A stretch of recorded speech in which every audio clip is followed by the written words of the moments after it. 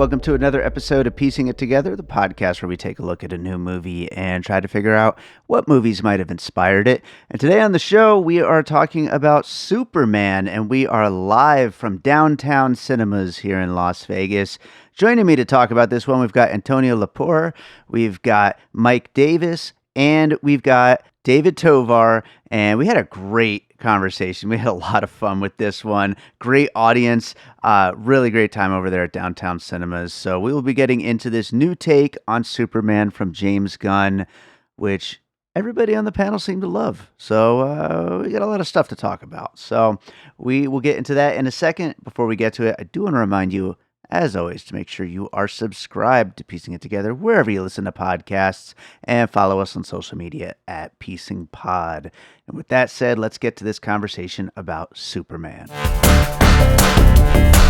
All right, so I'm David Rosen, the host of the Piecing It Together podcast. We're going to talk about Superman, but before we get into it, I do want to introduce my panelists here. Mike Davis returning to the show. Introduce yourself to everybody, Mike. Hi, everybody. I'm Mike Davis from Fox 5 and the Silver State Sports and Entertainment Network.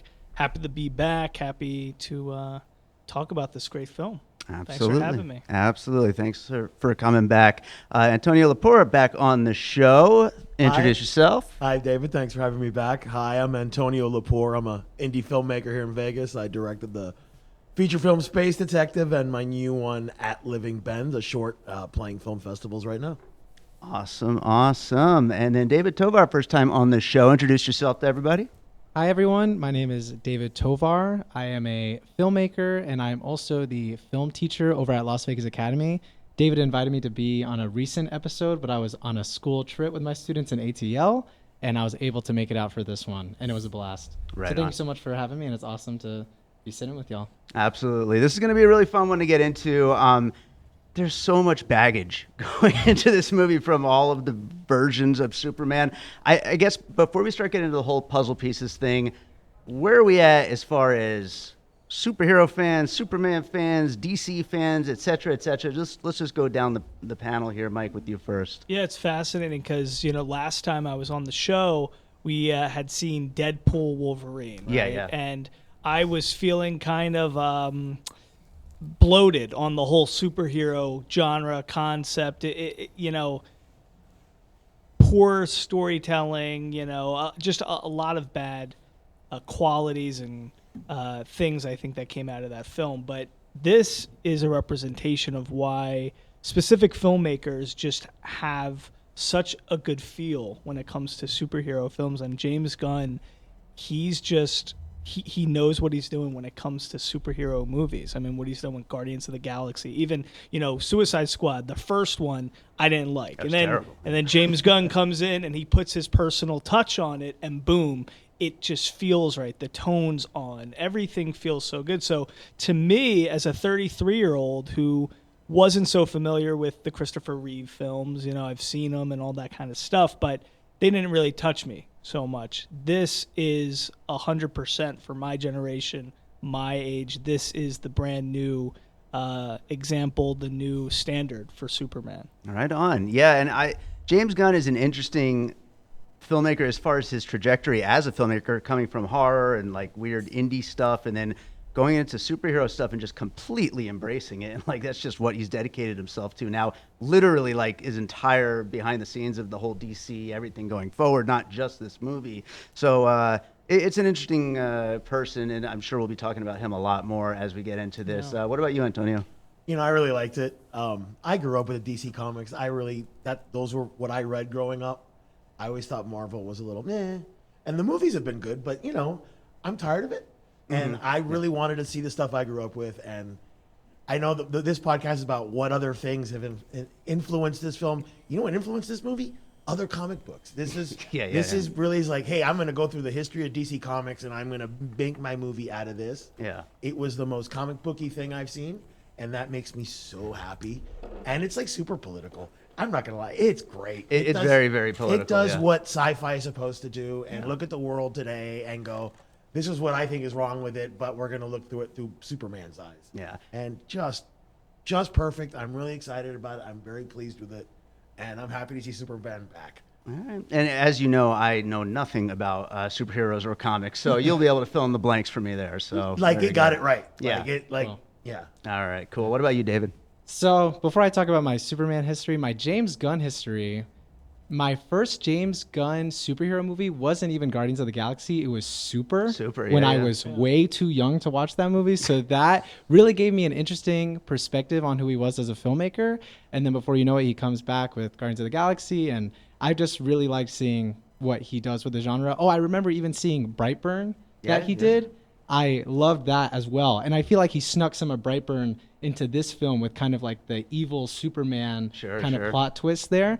But I'm a 2000 baby. So the first Superman movie I saw in theaters was Man of Steel. So I feel like I kind of went backwards. I saw the grittiest version of Superman and was like, okay, I guess that's what we're doing. And then the program that I now teach, when I was a student of that program, my teacher, Sim Delaney, showed me the original Superman movie from 78, I think it is. Yeah. And then he even showed me Superman 2, which was great as well. But that, I think, kind of overwrote what I had experienced in theaters with Man of Steel. Erased that little bit from your brain. Exactly. Yeah. I was like, I think this is what Superman is supposed to be.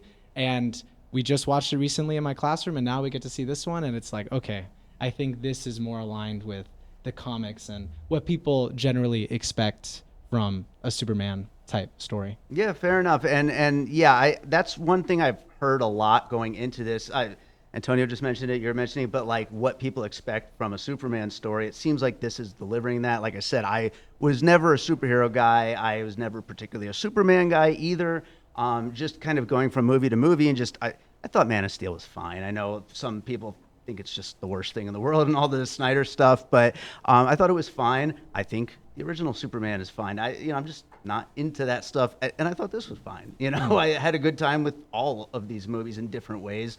It really just depends on the performances. It depends on the director, and this has good stuff throughout it, just like all of those have. But we're going to get into the main thing here with piecing it together. We talk about a movie through the lens of what movies might have inspired it, or possibly some comic books we'll get into. But I always like to start off with one and get the whole thing going here. And I'm sure we'll talk about plenty of superhero stuff, but I did want to throw one DC movie in the mix. And it's probably not one that you would expect, but I'm going to go with Blue Beetle for my first one, which came out at the tail end of the whole DCEU, and I think was unfairly just kind of lumped in as like, this movie does not matter. It's just a waste of everybody's time because like the whole universe was done and we all knew it was dead at this point.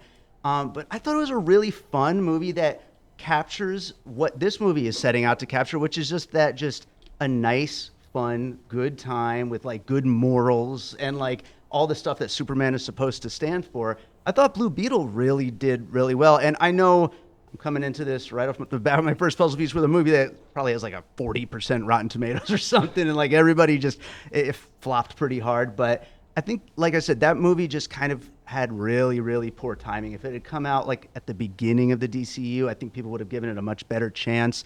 And like I said, it has that kind of point of view of like, these are good people that are here to help us and to save the day and all those kind of things. And it has a whole family message and all this kind of stuff.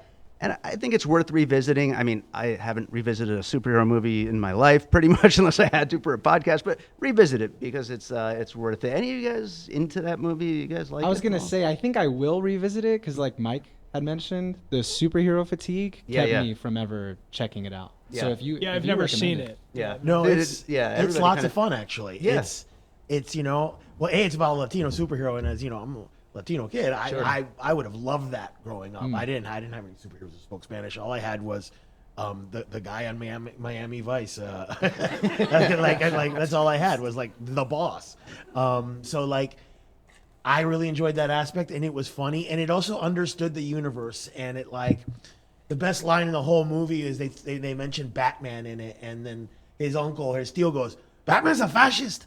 Like, It's interesting because, to me, so much of what went wrong with the superhero genre is very applicable to living in Las Vegas. To me, the barrier to entry to go into a casino, right? They're already selling something everybody wants, right? Yeah. Everybody wants to go have fun. Everybody wants to go gamble, party, drink, all that kind of stuff. But when you have that expectation that people should just want to be here and we don't have to work hard to make the experience great for anybody, it becomes lazy and it becomes gratuitous and uninviting for the guest. That's what superhero movies have become. It's like, well, we're going to throw Hugh Jackman and Ryan Reynolds onto a screen. They're going to beat the crap out of each other. Everybody's going to want to see that. It doesn't matter if there's any lazy storytelling devices, if nothing makes sense, if we go from one world to another world. Take a look at this film. Take a look at how even in the beginning of the movie, the touch, it's like the technique. It's the same way Roger Federer hits a forehand and it's so masterful. Look at how James Gunn story tells just through ease. I mean, for instance, this is not another, Peter Parker got bit by a spider, blah, blah, blah. We didn't have to do that. He did 3 things. 3 million years ago, 3 decades ago, 3 weeks ago, 3 days ago, 3 hours ago. These little technique, nuanced storytelling devices are so masterful, and it's really evident that, listen, it's Superman. People are going to want to come see Superman in a damn movie theater. Yeah. But that doesn't mean we can't work at our shit. That doesn't mean we can't be the best we can be when it comes to writing, crafting, and all this kind of stuff. Anyway, for me, that's paramount. And I would say my first puzzle piece, it's fascinating. Speaking of writing, in screenwriting, there's a book everybody always talks about. It's called Save the Cat, right? Sure, yeah. And they talk about it because it's simple shit. Save a cat, and you're already going to like the main character. But a lot of people try to get fancy with their stuff, especially when a lot of executives come into the mix. To me, one of the most likable, masterful films of recent memory is John Wick. Oh, yeah. And right off the bat, what happens? You love John Wick because, of course, his wife's murdered, blah, blah, blah. The wife dies from cancer, whatever. But then the dog gets murdered. Yeah. And then you're like, this guy's going to he's going to cause ruckus on Earth because of this connection with this animal. Look at the connection he has with Crypto and this dog throughout the whole film. Even Lois is saying, it's just a dog. It's like, no. So to me, that's my puzzle piece. I think it's such an easy way to make an audience connect with the character. And I really loved that part of it. I love that. And by the way, John Wick as undefeatable as Superman throughout those movies. I think John Wick would beat Superman personally, but Yeah. No, I love the John Wick movies, and Crypto's my favorite thing about this movie. So, I mean, absolutely great one to include here. Antonio, let's go to you. I can't believe I got to see a movie with Crypto in it. Yeah, that's cool. That's always been one of my favorite characters. As a little kid, I always loved the silliness of DC, how they were able to most ridiculous things in the world and just make you love them. Like that Metamorpho guy, I never thought I'd see him. I'm not familiar. Is that real in the comics? Oh yeah, he's been around since the '60s. That's pretty sick. But he is a weird character that you got to be into the deep cuts to know who he is and really like this character and stuff. That was good. So that was a giant smile on my face to see that guy. That's cool. Wow, it was a fully formed universe. It was really neat. It just says superheroes are here. They have secret identities. Get used to it. We don't care. Yeah. We're not trying to be like Marvel is. Right. Marvel is. Superheroes come to our world, but DC we go to their world. We go visit them like you go to Westeros, like he mentioned, or something like that. It's a parallel world. It's just like ours, but there are little differences. We've got Gotham City and Metropolis. You might have New York and Cincinnati or something. Yeah, sure. The structure was weird because it really wasn't structured like a movie. The storytelling, the beats are just phenomenal. It's probably James Gunn's best work, I think. And that's saying a lot because Guardians of the Galaxy is great, but there was no exposition for the backstory and the exposition are just threaded perfect. Yeah, it's structured. It's incredible how he did that because it's like I'm saying. You don't have to redo the Peter Parker got bit by a spider situation every single time. And it's somehow he still was able to thread the needle, explain the backstory, not make it gratuitous. It's probably the best screenwriting I've seen from him, which is saying a lot. It's because it's structured like a comic book. It's not structured like a movie. It's structured like a comic. It Comic doesn't books- feel like a traditional movie at all. No. Comic books start in media res. Every comic book starts off. You have a million issues before. You're gonna have a million issues afterwards. Here's a caption telling you what's come before, and then let's get to it. It's got that kind of structure to it, and it really works. And I'm like, ooh, I want more. Yeah. And I have a bad reputation of loving every comic book movie that comes out because that was. Look, girls didn't like me in high school. I had the comic book store. So I've never met But a so can I ask you a question? Yeah. So like you like the latest Captain America with Harrison Ford and Anthony Mackie? Like you watch that and you're like, oh, this is good. If I go to the cinema and I watch it, I like it, and then when I watch it again, I usually hate them. That's can't- pretty fair. The holes pop up. I can't swallow it. Like to me, it's just like, and I just think it's a slap in the face Oh, because sure, it's lazy. Because it's so lazy. You know, Because and that's why I mean it's so funny. We're talking the theme that keeps coming. You know, if I was like in an English class right now, we'd say, well, what are the themes in this film? You know, punk rock. To me, James Gunn is punk rock. You know, he his whole being, the way that he attacks these things, that's why these are so good. You talk about Super with Rainn Wilson. He's an indie filmmaker getting the opportunity to make big budget superhero films. That's why Zack Snyder's movies, I'm sorry to say this, they're bad, you know, because they're just, you know, he doesn't have the constraint and the understanding of an indie filmmaker who has to work with more limitations, back against the wall, all that kind of stuff. He's an indie filmmaker who has so much nuance that he can apply on a broader, grander scale, and that's what makes these films so great. Absolutely. Well, Antonio, are we using the form of comic books as your first puzzle piece then? Kind Yeah, of. for It me, seems absolutely. Like it. Yeah. It is. Like I said, I grew up with those comics and I Yeah. love everything about them. I make movies because I didn't think I was good enough to write comics. Yeah. Really? You know, Right yeah, on. no, I thought I just like, wow, I understand the cinema language, but to me, comic books, there's this magic, there's this shamanism, like it's time travel. You go forward and backwards. You look at the pan. There's a whole thing to comics that's just more than. Well, you're a superheroes. filmmaker at a good time in movie history. Right? That's for sure. So. Yeah, if only I could get a meeting at Warner Brothers. Yeah, you'll get there. But it's a comic book. It really is. It's informed by other comic books. I can like start rattling off. Oh, like that reminds me of John Byrne's Man of Steel from '86. The way his parents look and the way they talk to him and the way they are, like and like how the mom's a little silly and Yeah, and she's like very silly. And it's not all like Glenn Ford, who's just beautiful in that beautiful Dick Donner movie from the '70s. But he's just always just spouting wisdom and stuff. Yeah. And like this is not afraid to be a little silly. Yeah. It's not afraid to be a little goofy. And man, it's so corny. It's so Very wonderful that it's corny. The world needs that right now. We're in a mess. This movie it's about stuff. You can watch the TV and go, well, I know that politician and I know what that country's doing to the other countries a lot like this one. No. So, you know, absolutely. Well, David, let's go to one from you. Well, quick shout out my student Luke. He mentioned how similar this film was to comic books, and then shout out another student, Ezra, who wants to be a comic book creator as well, even though he's a film student. First and foremost, for me, I also want to go back to a comment you said, Mike, about the uninviting nature, the gratuitous nature of a lot of comic book films. It's all because so much of the content is pointing fingers and references to other films that maybe not every audience member has seen. This film is one that anyone can come into and enjoy, and they didn't waste time on the origin because I think I also teach theater, and a lot of students these days in the modern times aren't familiar with fairy tales the way that lots of generations used to be.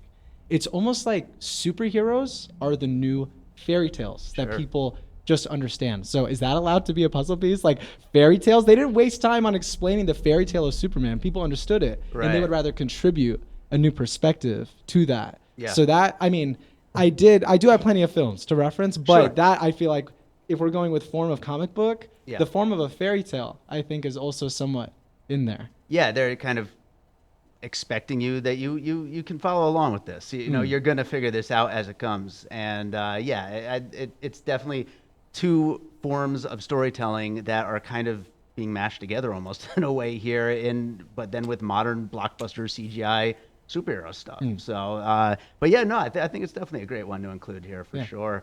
I'm going to go with something, and there might be a better version of this, but it's something I kept thinking about with the way Lex Luthor fights, essentially by calling out these moves. And I was thinking of like chess movies or shows, and I thought the Queen's Gambit with Anya Taylor-Joy, maybe use that as my version of this. But there could be a better chess movie that we could use. But it really felt like he was just throwing out chess moves the whole time. So I was going to include the Queen's Gambit as my next one here. Maybe there's a better one, but I think it works pretty well. So maybe Real Steel. I don't know. Yeah. Right? Like yelling at a robot. yeah, they're yelling out the moves at the robots. Yeah. Yeah, there you go. Absolutely. Mike, let's go to another one from you. A couple other things I just wanted to mention, but I have another puzzle piece, but I'm praising the writing, the direction, all that kind of stuff, 100%. The execution and the casting is tremendous. The chemistry, I was going to say, like, my puzzle piece, I was going to say, like, maybe The Bodyguard because of Kevin Costner and Whitney Houston's chemistry. The chemistry between Rachel and David is tremendous. It's really good. It's very easy. I haven't seen a lot of films in recent memory in the superhero genre that have that level of likability and chemistry between two stars leading the film. But it's fascinating because R.I.P. Gene Hackman, but to me, I just want to say a couple things. One, Gene Hackman was known for never missing. He pretty much always was on point, right? I felt like he wasn't the best Lex Luthor, to be honest. Wasn't my favorite. This Nicholas did a better job than Gene Hackman. I liked his take. I liked his Lex Luthor better. I think this is the best Superman I've seen. So David, I think, did the best job I've seen with that. And, there's always that touch that James Gunn has, just being able to make supporting characters shine. I mean, Dave Bautista, Guardians of the Galaxy, the way he can create, a platform for kind of supporting character type of actors, like that Skylar kid, I think, from he's great. from Righteous Gemstones. I mean, these character type of actors just in his system just find ways to shine, and he did such a good job with the casting. The other guy who's going to become a superstar after this, I don't know his name. I feel bad not knowing it. Whoever played Mr. Terrific, he's the best. Is in gonna. the movie. He's really. It's Eddie something. He's really good. He's gonna become a star, definitely. Yeah. But So I just thought the chemistry was actually really striking, and the writing. I mean, that first sequence with them, with the whole interview, it was really great, and you could just see the way that they're kissing and stuff. Some things grab you and have a likability that goes beyond acting, and they really had that. Yeah. As a journalist, did you enjoy all that aspects? I really, it's a shame because journalists get crapped on a lot nowadays, and I want to go back to the days where Stan Lee and Jack Kirby really thought journalists were great people, and all their superheroes, that was their alter ego. But, sure. Yeah. Antonio, let's go to another one from you. So I'm trying to think of other films and stuff that might have inspired this. I don't know, but it reminds me a little bit of a sports movie to a certain degree. Like, for example, Michael Mann's Ali, I love that movie. But Ali is big, and he has a fall, and then he got to come back up. And I feel like Superman has he's already Superman. Everybody loves him, but no, we're going to tear him down. And now he's got to go out like a Rocky movie and, get his stuff back up and prove to the world that, no, I still got it. Yeah. So there's that aspect of it. And Rocky was one that I was thinking about, so that kind of goes right along with your Ali there. But that whole thing of just keep getting knocked down and get back up kind of attitude. So again, I'm not a superhero guy. Is that everybody's talking about how great of a version of Superman this is? Is that a regular thing in the comics that he's just constantly getting his ass kicked, basically? No, it's not that he's constantly getting his ass kicked, but he's been around for 80 years, so they're always trying to find new ways to torture him. And one of the best ways to torture him reminds me of a strip from the 80s called Legends, where this reporter who ended up working for Darkseid, but anyways, Glorious Godfrey had this giant crusade against superheroes, and it was just all about turning public opinion against superheroes. The best joke in the movie is that 100 monkeys thing. Is just the monkeys writing the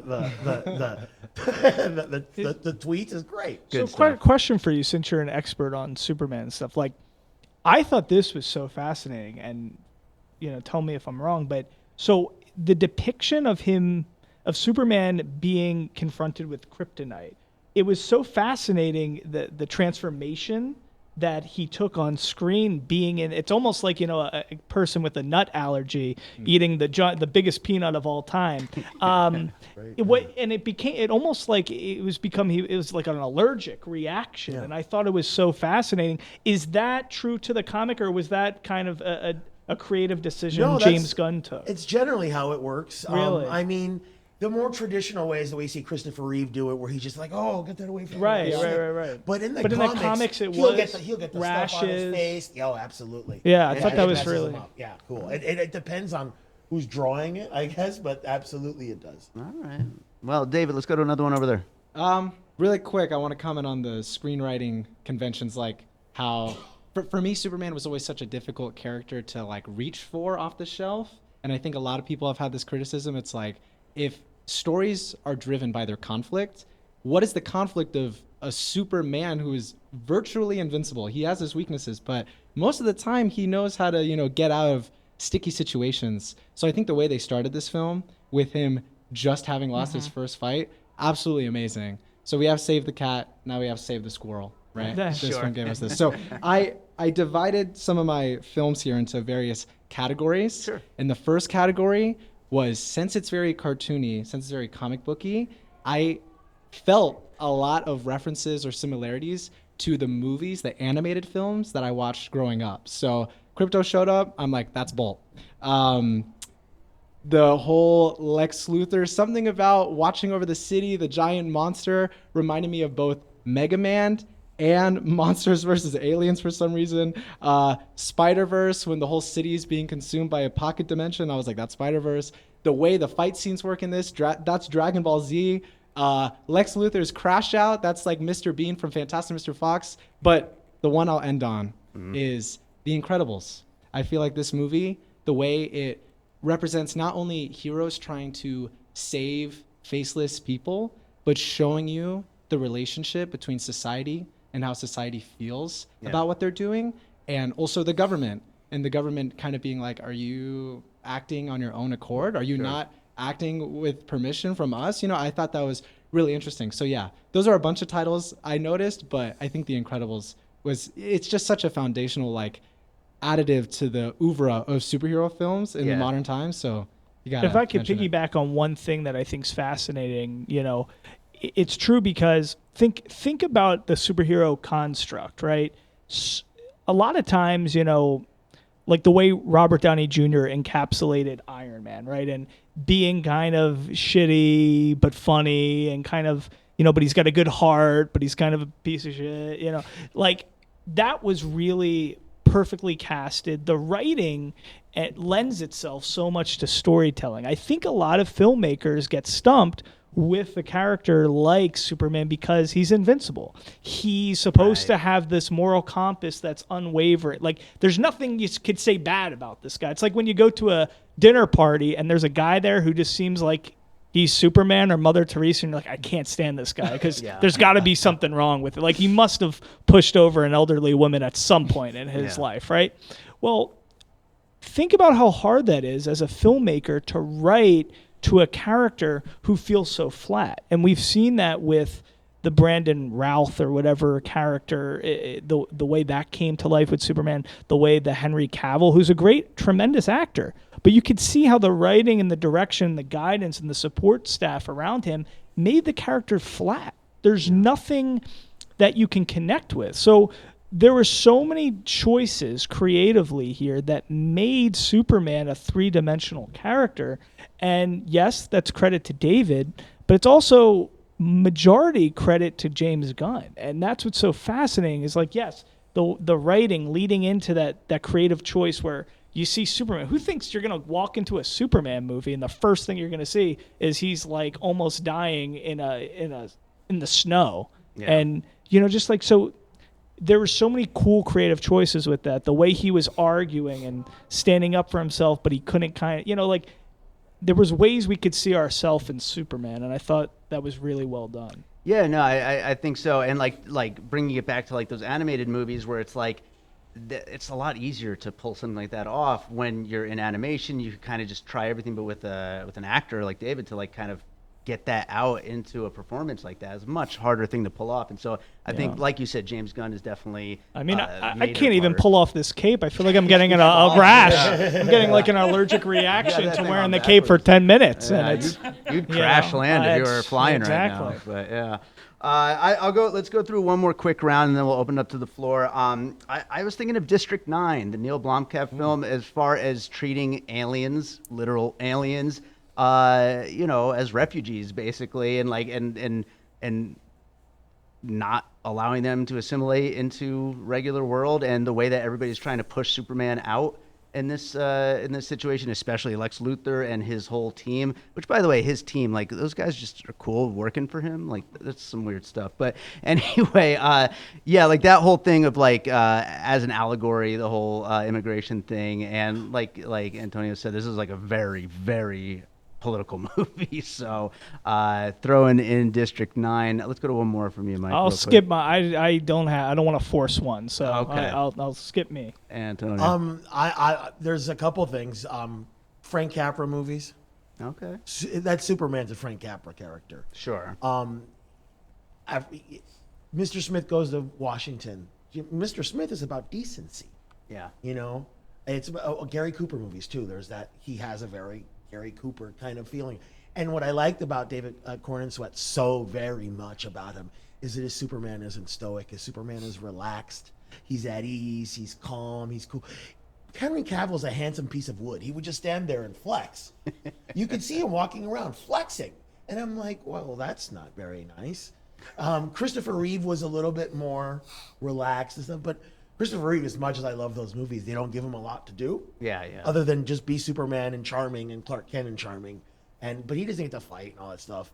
I think the drama of Superman is usually emotional rather than physical. He's Superman, he's going to win. Yeah. So I liked him being upset in this, that, maybe his real parents aren't what he thought they would be. Maybe he's like, my adoptive parents are why I am like. Sure. And let me jump in because I didn't give a puzzle piece. I want to say something that I think is interesting. Every depiction of Superman I've seen, it's always like it's Iowa, right? That's where he's from. Where's he from? Kansas. It's like his family from Kansas.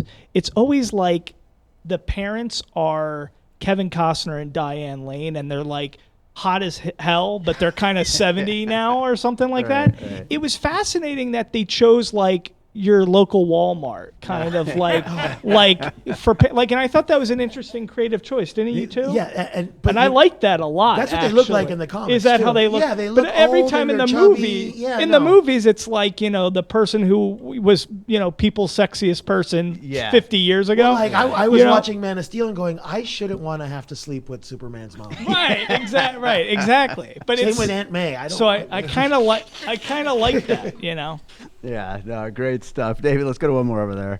So my other category was kind of references to other comic book movies, contemporary comic book films of the era. So when it comes to the Spider-Man movies, the way that in those films, I can't remember whether or not it was one or two, on the train where all the regular people of New York City are contributing to getting Spider-Man back on his feet. We're talking about the Raimi one? Yes, the Raimi one of films. the best movies. Yeah, Superhero movies ever. I like how they utilized that from the get here. They're like immediately some food cart vendors like picking Superman up out of the ground. I thought that was great. I think though what really stands out, I mean obviously you got a little bit of the boys in there. I feel like just with some of the darker elements. I feel like Lex Luthor's right-hand people were very inspired by the Snyderverse type characters, and I think they were trying to draw a contrast. That's one thing I was thinking during this movie is like I know there's like a huge divide between Man of Steel and this, and I'm like, this wasn't that different from Man of Steel when it came down to the action and some of the characters and some of that stuff. Like, yes, this is much more hopeful and sweet and but like Superman's friendly. Yeah, and he's friendly, but like some of the action and the characters and stuff like that, I felt like they fit like together. They could have Right. come in either one of these adaptations. If I can piggyback on this, this movie achieves the most important thing you got to know about Superman.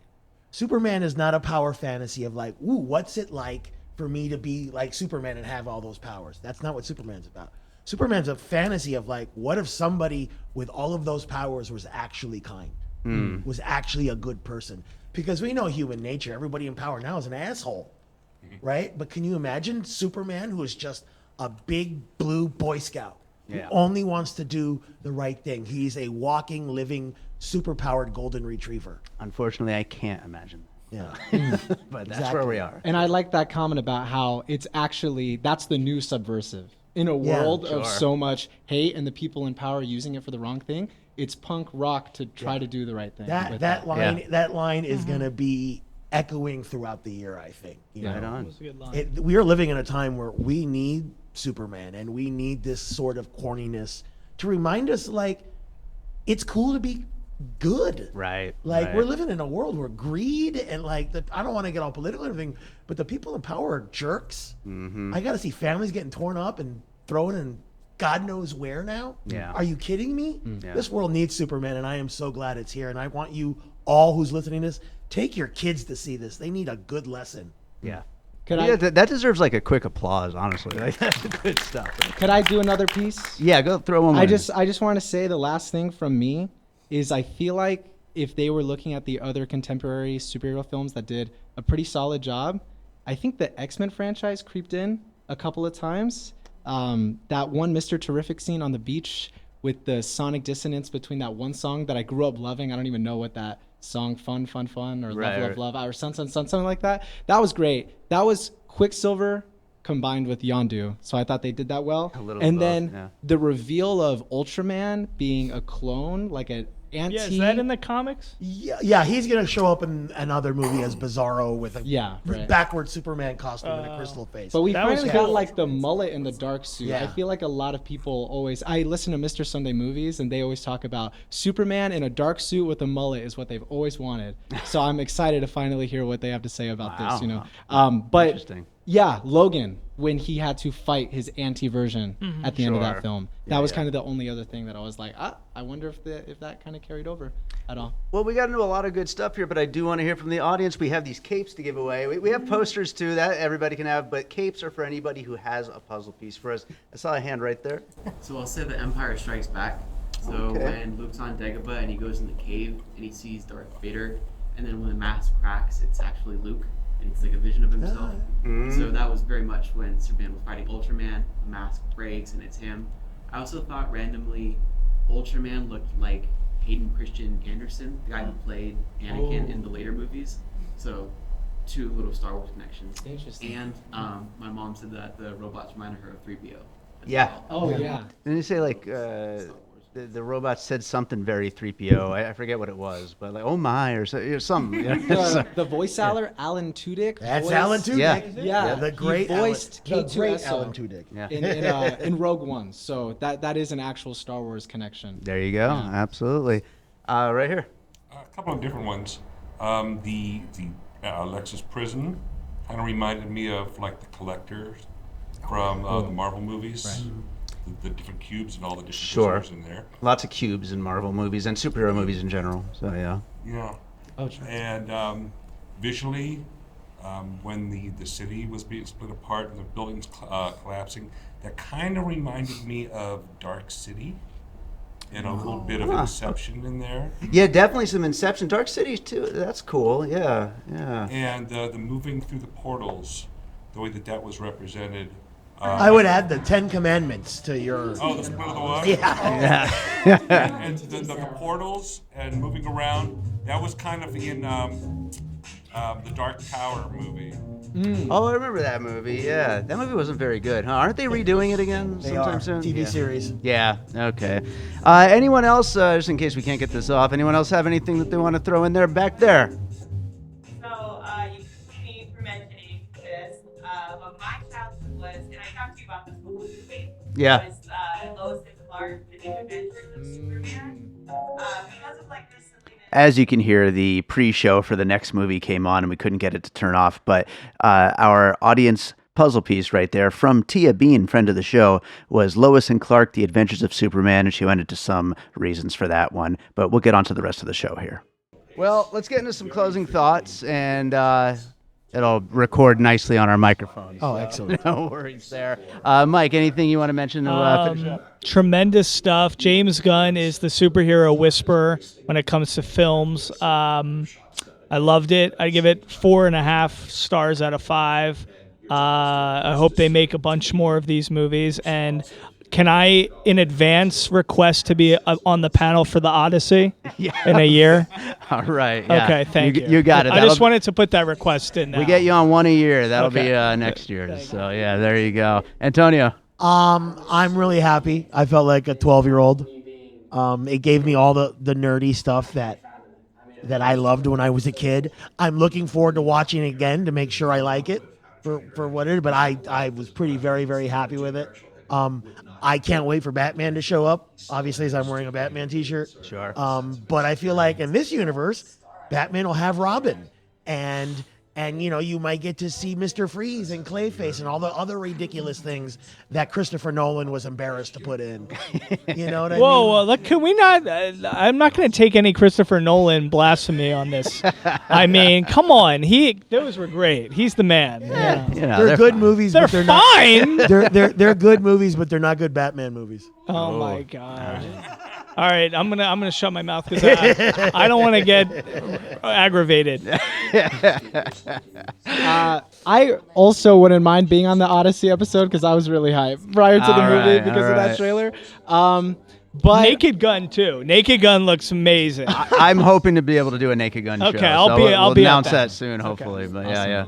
overall, my thoughts are honestly more so about coming onto this show. Thank you again for having me, David. Great to sit next to Mike, Antonio. It was really cool. Watching this movie, thinking about what was coming after and the thoughts that I would have to prepare was a really unique experience because I think that I try to approach film criticism a little bit differently than a lot of people. Yeah. I try, especially as a film teacher, I have to have this very equitable and fair approach to movies. I can't come down with the hammer as much as other people might. I have to just understand that maybe not every movie is for me. Yeah. And I also do my best to not exclusively discuss my thoughts on a film by comparing it to other films, which is all this podcast Sure. is. There you You know go, what yeah. I mean? Yeah. So I didn't know how I was going to feel about it, but it was really fun seeing something and doing the Leonardo DiCaprio Once Upon a Time in Yeah, this Hollywood. is Like, like- yeah. like I can write that down. Like I actually kind of see how that could be a puzzle piece. So that was a really fun, unique experience. And I think, yeah. All art informs other art. That's Doesn't right. matter Very what much it so. is. Everything, you got it from somewhere. Yeah. Exactly. Yeah. That's So it was absolutely great. right. Thank you. Right on. Well, let's get into some plugs. Mike, anything you want to plug? I am hosting tons of shows here. If you like sports, if you like entertainment, check out Fox 5 Las Vegas. I have pretty much any time at midnight on Fox 5 during the week. You can see one of my shows. Or you could go to, if you have Cox, channel 77, Silver State Sports and Entertainment Network. I got a bunch of shows. Podcast fans, I got a show called Dry Heat. Have a lot of great people on those, like DJ Ashba, Terry Fader. A lot of good interviews there. So if you like long form stuff, check it out. Our YouTube page is Silver State Sports. Awesome. How about you, Antonio? So next week, I don't know when we're airing, but This will be up on Monday. So we're screening Wednesday at Millennium Fandom, our new short at Living Ben for Inside the Director's Cut, and we're running a crowdfunding campaign supporting our film festival run for At Living Ben. You can reach us at swampmediagroup.com and keep an eye out because my feature Space Detective is dropping again with a high definition remaster, and it looks amazing, and it's going to Nice. be dropping on Tubi and stuff probably the fall. Right on. How about you, David? I have a wild trilogy to mention in terms of my biggest pursuits that I got All going right. on. So I teach theater, like I mentioned, over at the Rainbow Company. If you want to get your kids, on a stage or just kind of more comfortable being themselves, that's where I'm at. I DJ, often at libraries for some reason. So you might catch me at your local You're library. allowed to DJ at a library? I know, Are you it's allowed to the be opposite quiet? of what It's like an library, yeah. oxymoron, but sometimes they have events and stuff like that. Gotcha. So, Nice. for example, Trunk or Treat at Rainbow Library later in October, I'll be there. Nice. And then just this past weekend, I wrapped production on a short film called Summer Body. It was only it's a 4-minute film, or at least we intended it to be like a 4-page shoot, you know? And that took us like 2 8-hour days. So I can only imagine what filming a movie like this would take, you know? So Was keep Sam an eye out for Novak the that. star of Summer Body? Because look at those guys. I mean, he's got to put those guns away. But yeah, so keep an eye out for that. That's pretty much it. Awesome. We will be at Maya Cinemas for Fantastic Four, The First Steps, coming up on the 24th. And then we'll be announcing some more live shows. Also, for any of you crypto fans, I just put out a new album of songs about my pets. It's actually all sung by my dog, Harvey, who is a big crypto fan. awesome. So you can check it out. It's the Pup Pups. It's called Three Chords and the Pooch. It's available on all the streaming services and on vinyl at Wax Trax Records and on Bandcamp. And that is our show for tonight. Thank you, everybody, so much for being here. Thank you. Thank you, David.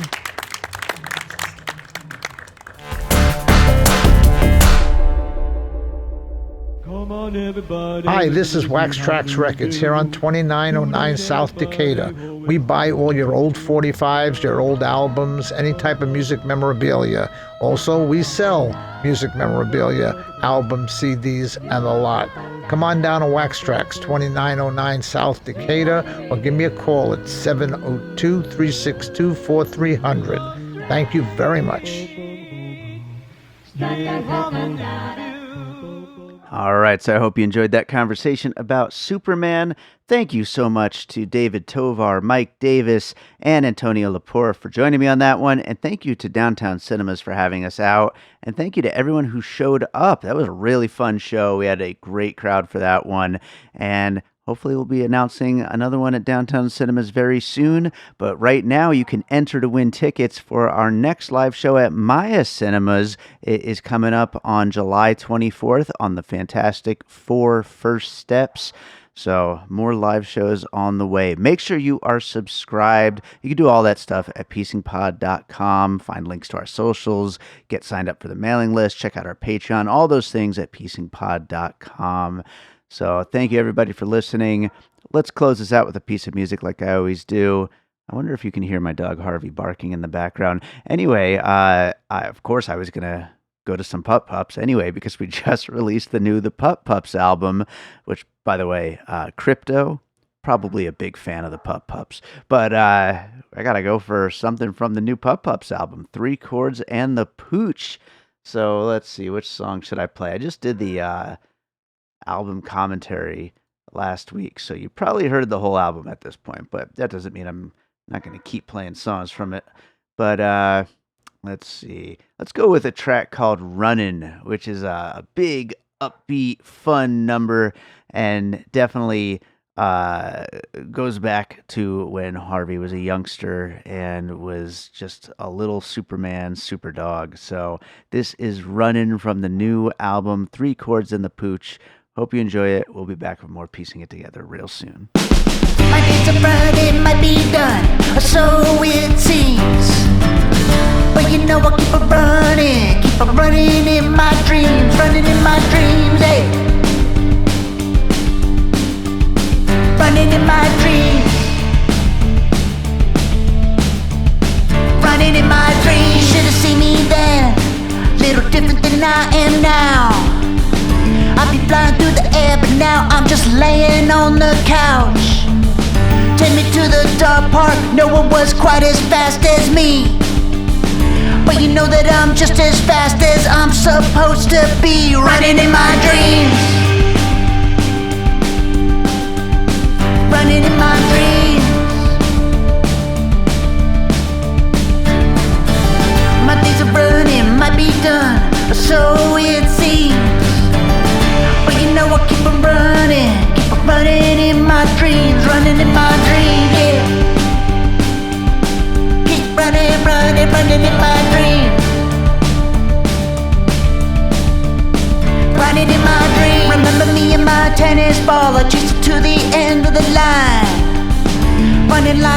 rain or fire, it could really blow your mind.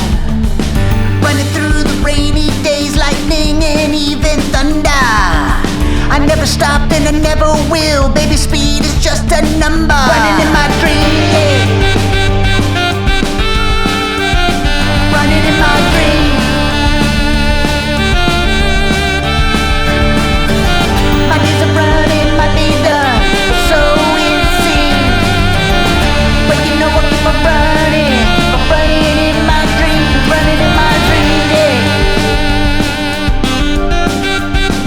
Running in my dreams, yeah. My days of running might be done, so it seems. But you know I keep on running in my dreams, running in my dreams, yeah.